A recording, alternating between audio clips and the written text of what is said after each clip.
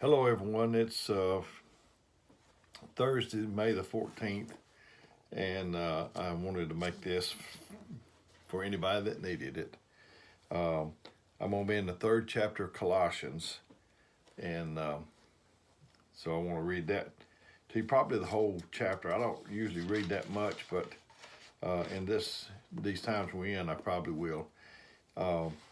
I've heard this preached many a time, and I've preached it myself.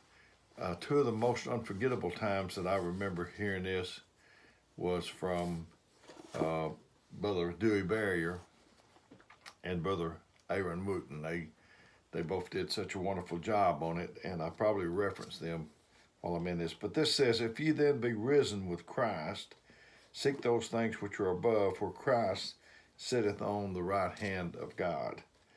If something is risen, it must have been dead at one time. Set your affection on things above, not on things of this earth. For you are dead, and your life is hid with Christ in God.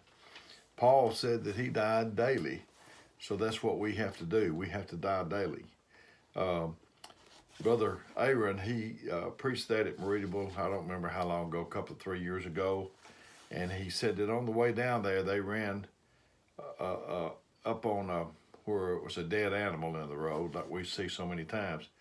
And he said it didn't make any attempts to run off, had no movement, and he made some real good illustrations and comments about it. Right now, I can't remember all of them, but it was good. So I remember Brother Hubert Sampson. He was a barber, and he told me once that maybe more than once, but he told me that he got called out to cut a man's hair that was deceased. And he said the man never told him how he wanted it cut. He never said, "You got me." He never said, "You hurt me." He never said, "I don't like your haircut." The man was dead. And Melinda, my wife, she's been called on to go to the funeral home for sisters that's passed away. And so she's had the same experience. And it said, "When Christ, who is our life, shall appear, then shall we ye also appear with him in glory." Another place says that when we will be like him. So that's what we're striving for. It says, "Mortify your members upon the earth." Mortify. It means to subdue or deaden or kill.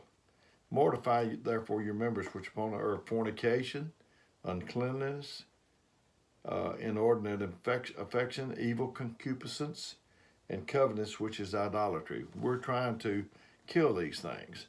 "For which things' sake the wrath of God cometh upon the children of disobedience." Now, in my reading today, I'm not going to define all these. That you got a dictionary, you can do it. Maybe on another one, God will prompt me to do that. But right now, I'm trying to get to other points. And it said, "For which things' sake the wrath of God cometh on the children of disobedience, and the which ye also walked sometime when you lived in them. But now put off these: anger, wrath, malice, blasphemy, filthy communication out of your mouth. Lie not one to another, saying that ye have put off the old man with his deeds, and have put on the new man, which is renewed in knowledge after the image of him that created him. Where there is neither Greek nor Jew, circumcision or uncircumcision, nor uncircumcision, barbarian, Scythian, bond, or free. But Christ is all and in all." In the Old Testament, God was with them. Now God is in us. So put on, therefore. Now this is the things you put on. You can't put on until you take off those old things.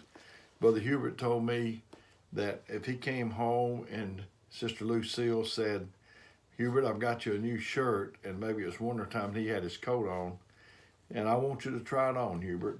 He said I would have to take off the coat and the other shirt he had on to try on the new one. So you got to take these things off before that you can put on the things that he's telling you to put on. So put on therefore, after you took off the other things, as the elect of God, holy and beloved, vows of mercies, kindness, humbleness of mind, meekness, long-suffering, forbearing one another.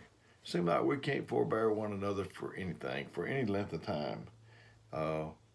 We need to forbear one another. It says, forbearing one another and forgiving one another. If any man have a quarrel against any, even as Christ forgave you, so also do you. And above all these things, put on charity, which is the bond of perfectness. The bond that holds those other items that we just read, holds it together. You know, I may tell you that you may tell me you got some meekness, that you got some kindness, but if you don't have charity, you can't hold those things together. You may have kindness one week, and then next week it seems to get away from you because you don't have on charity, that bond of perfectness. And let the peace of God rule in your hearts, to which you are called in one body, and be ye thankful. I already said in previous videos that set you an alarm 3 times a day to be thankful. I've never seen anybody that was thankful not make it. I've never seen anybody that was unthankful make it. I remember years ago there was a girl, she was having a hard time. She was a sister at the time, and she was going out the side door, struggling, having a hard time. And Brother David said, can't you see, Brother David Jones, can't you see what God's doing for you? And she said, I can't see anything that God's doing for us, for her.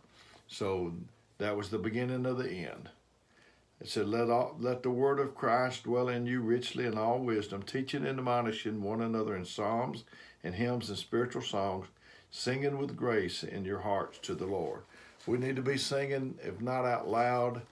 If some of us that doesn't really sing that good, we can sing in our heart. Don't ever let anybody get your song. And whatsoever you do in word or deed, do all in the name of the Lord Jesus, giving thanks to God and the Father by him. Wives, submit yourselves to your own husband as it is fitting the Lord. I remember once, I might have mentioned this before, but we went to Smyrna, up near Murfreesboro, or Smyrna, Tennessee, and Smyrna Holiness Church. And we went on Saturday night, and we were going back the next day on Sunday. We stayed in a motel. I woke up before Melinda did, and I wanted to read. I didn't want to turn the light on, so I just opened the blinds just a little bit and slid over there to the little desk I had, and I read it, and it opened up I just opened the Bible, and it came to husbands and wives. The first 3 verses or so was telling the wife what to do, and man, I was rejoicing. I tell you what, I thought about waking Melinda up so she could hear all these good things. And then all of a sudden, seemed like to me pretty abruptly, it turned to the husband. I looked over at her, and I said in my mind and in my heart, I said, sleep on, girl. I'll tell you another time. So wives, submit yourselves unto your own husband as it is fit unto the Lord. You know, when we hear the word submit or subject or any of them kind of words, we have a problem with that. It's not going to be easy. And I say to you young girls that if you're thinking about marriage and you look at a guy and you think he is pretty outstanding, but in your mind you think, I don't know if I could submit to him, please move on and don't look at that any further. Husbands, love your wives and be not bitter against them. Children, obey your parents in the Lord, for this is well pleasing unto the Lord. Fathers, provoke not your children to anger, lest they be discouraged. Servants, obey in all things your masters according to the flesh, not with eye service, as men pleasers, but in singleness of heart, fearing God. That singleness of heart, that eye, that one single vision. I know I've tried to do that, and Brother Jack Kelly told somebody that I was the most one-track spiritual-minded person he'd just about ever seen, I think. And that's a compliment, and he meant it as a compliment, I'm sure. and singleness of heart, fearing God. And whatsoever you do, do it heartily as unto the Lord and not unto men. We must do it heartily. If we don't do something heartily, how do we do it?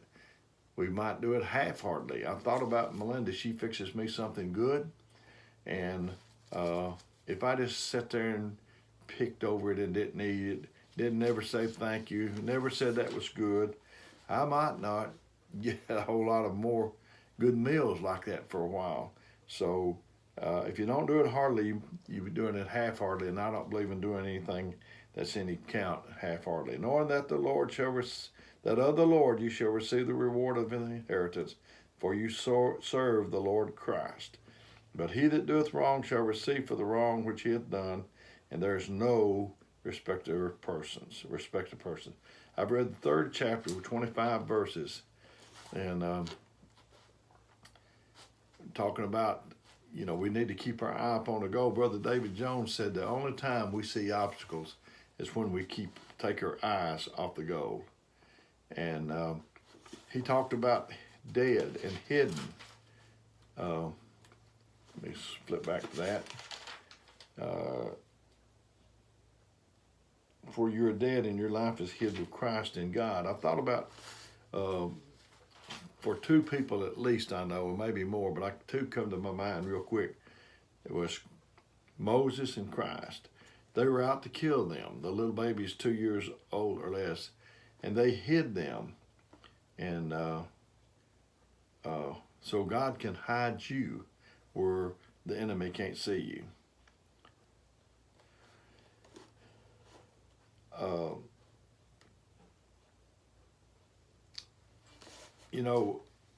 We need to crucify the flesh. If we can crucify the flesh, nail it up on the cross like they nailed Jesus, I believe that the Spirit will move from the front of the church to the back, but it's not going to move until we crucify the flesh. We need to, I don't want to play flesh games. I'm not interested in it. Who's got the greatest sermon? Who gets the credit? Or any of them things. I think that hinders us so much. And the sacrifice, I know in the Bible he said in Romans he said a living sacrifice. They used to sacrifice those animals and they killed them, because if they didn't kill them, they would try to crawl off the altar. We're a living sacrifice, and we don't need to crawl off. We need to let what God needs to do to us to perfect this work. Thought about a story, I think Brother Carnes Tabor heard him say. This man went to a place that sold crosses, and he thought his was big, and he walked in there and he laid it down, and he was looking for another cross. And so he looked and looked and looked, and finally he found a cross that he thought that maybe he could handle, and that maybe the man would trade in the one he had brought in for that one. And he told the man, he said, I think this is the one I want. And the man said, that's the one you brought in. Heard another one, and this might have been Brother Carnes, I don't know, but man was praying to God, and he said, oh Lord, my life is no good. I just wished I was dead. And then this little story said, poof, this genie came and said, you rang? Can I help you? And the man said, he was saying that the cross was too heavy for him. He wished he was dead. He said, you rang? Can I help you? And he said, yeah, if you would, help me get this cross back up on my shoulder. And I'm a big cut up. I've said that before. I haven't told you anything. It's, I know, like Joel Osteen or somebody, I always start off with a joke or something. I don't do that, but I usually, a lot of times I will come across something. And I heard about this doctor and lawyer and preacher that went hunting, deer hunting, and they all put their weapon up at the same time. They saw the deer. They all shot simultaneously. The deer fell, and they went up there where the deer was, and they was arguing about who shot it. The lawyer said, got me a deer, and he just knew that was his deer. And the doctor said, I wouldn't be so sure about that. I think I got that deer. And then the preacher, he said, I think I might have got him. And here came a game warden up. And the game warden said, "Could I ask what you were arguing about, men?" And they told him that they was arguing about who shot the deer. And he said, "Well, maybe I can help you out." And he looked. He said, "The preacher shot the deer." And they said, "How can you be so sure?" He said, "Well, look at the wound. It went in this ear and it came out this ear, so it had to be the preacher. I don't think I've ever killed anybody yet, but I probably wounded a few. So anyway, and we ought to try, those two brothers asked to be on the left hand and right hand of Jesus. We ought to try crucifying the flesh, nailing it up on a cross, forgetting who gets credit in all those flesh games, and see how much more spiritual we can get and what God can do for us. I've been a little bit long this morning, today, but may God bless you is my prayer.